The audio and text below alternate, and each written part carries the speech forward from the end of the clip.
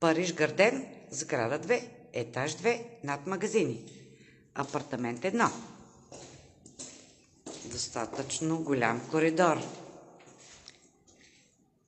с възможност за поставяне на пералня и бойлер над нея в ниша, след което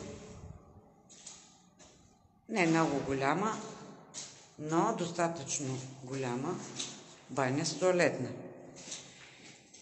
от което влизаме в общо отворено пространство, кухненски бокс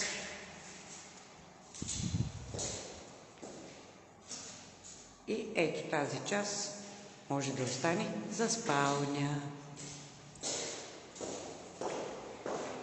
Апартамента гледа към голяма, широка, красива тераса и отдясно са Lidl и Kaufland.